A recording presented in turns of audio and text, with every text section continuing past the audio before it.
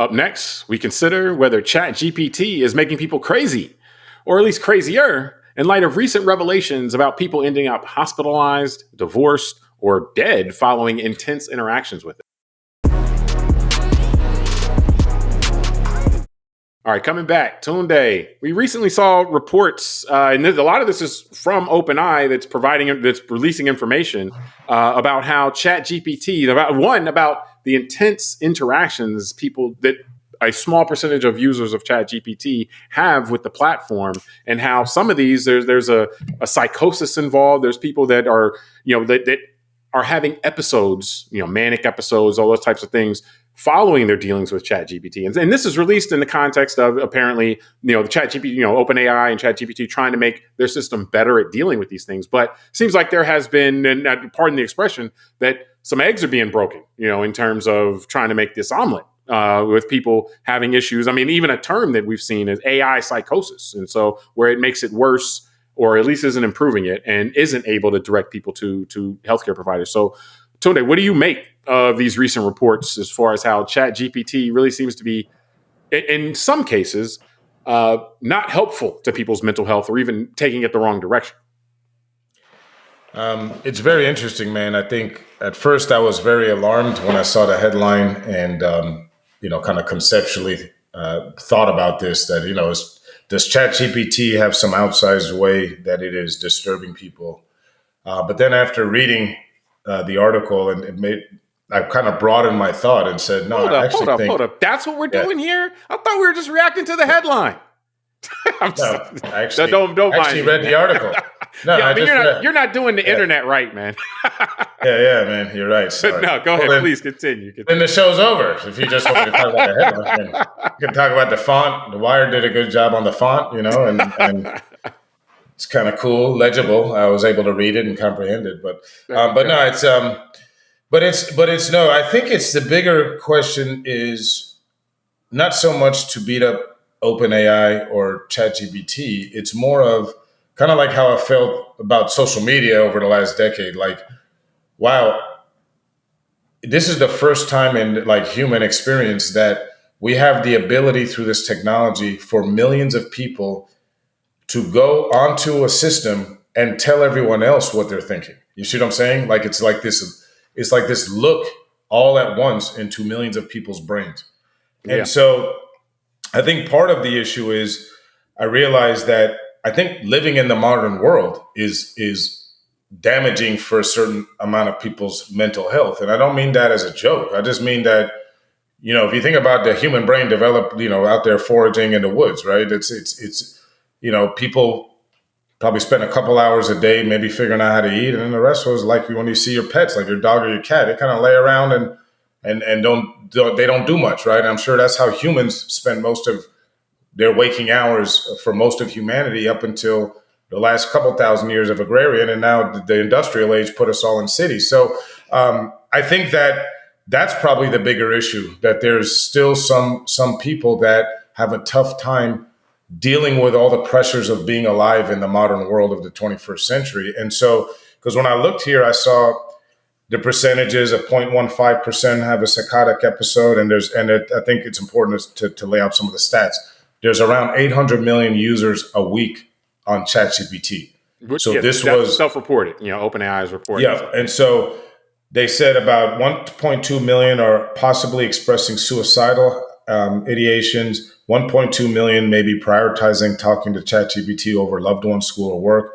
So prioritizing ChatGPT as a relationship and not other humans, and that 560,000 people a week may be exchanging messages with ChatGPT that indicate they are experiencing mania or psychosis. So then I did this out of curiosity, James. I went to ChatGPT because I figured, let me go use the thing that the article's about. And I asked ChatGPT, what's the percentage of psychosis or psychotic episodes in the population? And the way it answered it was 3% of everybody in the population will have a psychotic episode during their lifetime. And I thought, okay, that's a higher percentage than what ChatGPT's reporting, but also to be fair, that's saying that 3% of all of us will have it some point in the lifetime. So that's, people live a long life. So we're looking at 800 million people a week that maybe some use it every week, maybe some don't. But I feel like the numbers on ChatGPT are in line with the numbers in the greater society. So that tells us, is this just something like Well, no, 10% but of that you all can't people are that sociopaths? but you can't say that from the information you have there. 3% over the course of someone's entire life versus what happened last week. Like Yeah, but that you look, can't it said, extrapolate that. Like that's no, we but don't look, know. about 0.15 users had 0.15% had Yeah, high but what I'm levels of saying is emotional. So that my it's point not is something you that, can extrapolate. I'm pushing back against the presentation of those numbers as certainty, is what I'm saying. Like well, I'm not it saying may, it's it certain. may What I'm not. saying is but it's understandable that if 3% of all humans have a psychotic episode during their life, then 0.15% of weekly users of ChatGPT expressing something similar isn't a surprise. I'm not saying it's a direct correlation. I'm just saying that it's a small percentage of the population. So it's not a No, surprise no, that I'm you with have you on this that. issue. I think Yeah. that this would happen shouldn't be a surprise because this is out there. It's kind of Correct. generally Yeah, known. that's my point. Yeah. So I just didn't want it to make it seem like, oh, okay, these Yeah. numbers line up. Is kind of more so what I was saying. So I'm not against your point, Yeah. but for me, I think that I agree with you. The headline. I would say that the copywriters did a great job with the headline because the headline is like, what is happening here? And you come in with this level of skepticism. Now, part of the discipline I think that is helpful in this modern world is even if you come into something with skepticism or with a certain feeling, is to try to digest the information not from the standpoint of, since I'm mad about this, I'm only looking for the things that support to make me feel better about being mad about it. Or if I'm really excited about this, let me ignore all the things that are possibly warning signs. So to me, once I looked at this closely, what I really saw was it reminded me of social media in the sense that it looks like an incredible opportunity actually to intervene, to provide a outlet to people. And I'm not one of these people saying AI is going to solve all your problems, but it's possible, though, that people would go to these AI systems a lot of times that may not be ready to talk to a person. So, and I think Altman actually kind of recognized this. And so if you can use the AI systems to then, once those type of attitudes or mindsets are detected, to direct them to like professional help, then, and not try to solve the problem on AI, by the way, but like actually direct them to a human being that can help them, then that potentially could be life saving for people, or for, relationship saving or, anything like that. So there's an opportunity I see there. And the reason it reminds me of social media is that in the beginning, social media, it was all opportunity. It was like, oh man, this is amazing. You might be able to connect with people. You might be able to broaden people's horizons, everything like that. Now, once money became the primary objective of social media, all that opportunity went away. It became about, making, isolating people, making them feel afraid, making them feel like they can't leave the platform and all that kind of stuff. So the opportunity was lost, once the profit motive took over. But there was an opportunity at one point. If you're younger, you just have to trust me on that. It was like, oh man, this is potentially great. And so obviously that track record doesn't make me feel great about this opportunity that I see with the AI chatbot, because it's like, well, they already said that they're already trying to pivot away from this initial mission of not being about maximizing money to being about maximizing money. They're already working on doing that now. So that this opportunity is there. I don't necessarily think that we'll necessarily follow up on it, at least in the short term. I mean, society might, boomerang back at some point once people get tired of everything being about maximizing money all the time. That's all it's about. But the other thing I'll mention is that the piece about this that would be concerning, though, also is that if the AI system isn't qualified, no matter what you put in it, it's not qualified really to deal with a lot of these matters. So there's a very fine line to be able to try to get someone to express their thoughts, get someone to kind of talk about it, and then direct them somewhere else, than actually just responding to it in ways that are callous or that may contribute to more psychosis and so forth. And I think that's where you've seen these reports where it's like, hey, the people are having bad episodes after they deal with chat. Some people are having bad episodes after they deal with ChatGPT. So that tightrope seems to be a really tight one, where you can receive this information, be able to try to push it in a productive way or a positive way, but not take a person into more depth. Yeah, you said something which to me is interesting about when you said about social media. It could have gone one direction, but in one another, which is very true because I find myself recently watching videos on YouTube of dogs protecting the babies in the house. And it's really cute. And I started thinking about, man, this is what it used to be like on the internet. Yeah, So, yeah. and it's funny. I looked at one, and then the algorithm started sending me more. So I was like, maybe I got to click on this stuff a little more.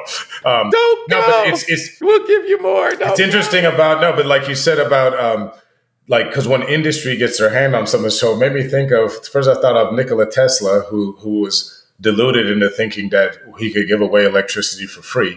Yeah. Because he was going to do the right thing. And then a guy named Edison teamed up with a guy named John Pierpont Morgan, and they made it the for-profit endeavor. And then that got me thinking, I remember hearing a rumor that or not a rumor, but there's some historical fact that the first electric car was actually invented in like 1895 or something. Yeah. And then so then I looked it up and I'm wrong. It's actually the first electric cars were developed in the early 1800s with Robert Anderson creating a crude electric carriage around 1832. Yeah. I had no idea about that. So the idea that we could be, things could be a lot different if we went certain directions, and we didn't. And so, that's all this history is littered with that. Almost 200 years later, and all the wars for oil in the Middle East. Wow, that's a whole nother show. One of the things that, going back to what you're saying though, because I think it's a great point you make, that AI could be used to uncover some of these concerns that we might have about our fellow citizens if they are vulnerable emotionally, and maybe particularly ones that they may not actually feel comfortable talking to a person about, like that. No, I agree. I think that's a great observation. Yeah, I think that's a great observation. And like you said, instead of trying to build an AI to solve it, direct them to a professional, all that kind of stuff. Because one of the things I highlighted was GPT is designed to express empathy. Sorry, GPT-5, the latest version of ChatGPT, is designed to express empathy while avoiding affirming beliefs that don't have a basis in reality. And then I thought, my conspiracy brain was like, well, who decides what's the reality? There we go. Isn't that part of the beauty of humanity? There we go. Some of the greatest things and inventions and the greatest leaders we've ever had have been people that probably, when you looked at, they were a little bit deluded, right?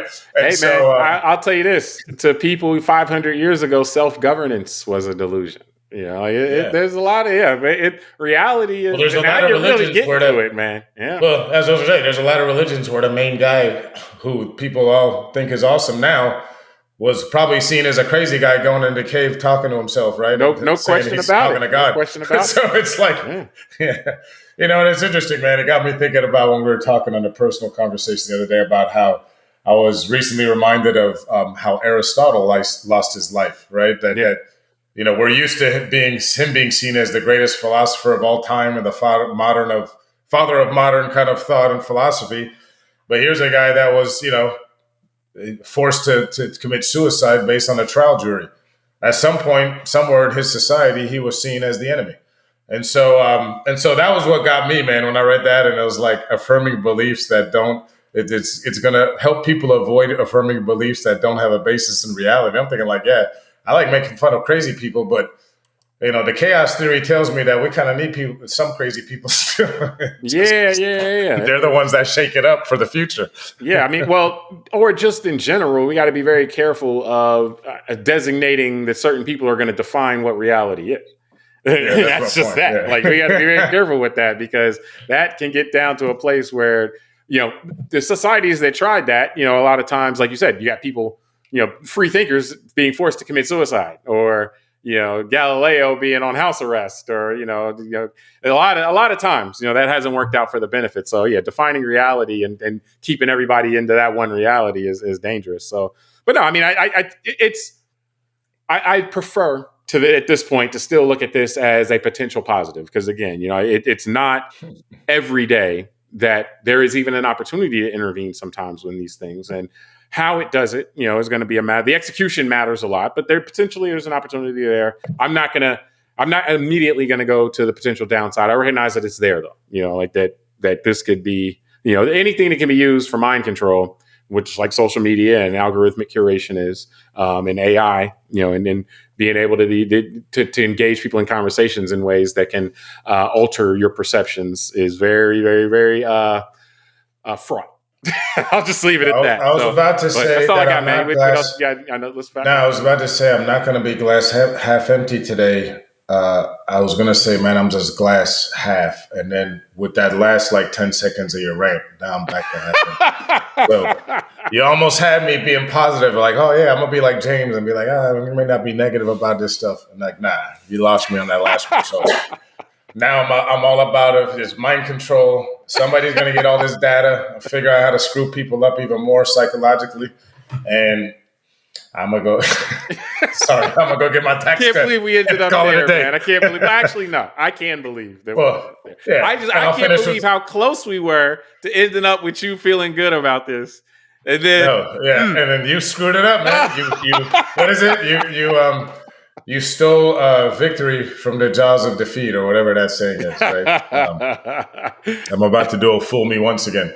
There you go. So, but I think we can wrap it there. I mean, before it gets any darker for you, you know. But we appreciate everybody for joining us on this episode of Call Like I See It. Subscribe to the podcast, rate it, review it, tell us what you think, send it to a friend. Till next time, I'm James Keys. I'm Tunde Ogunlana. All right, we'll talk soon.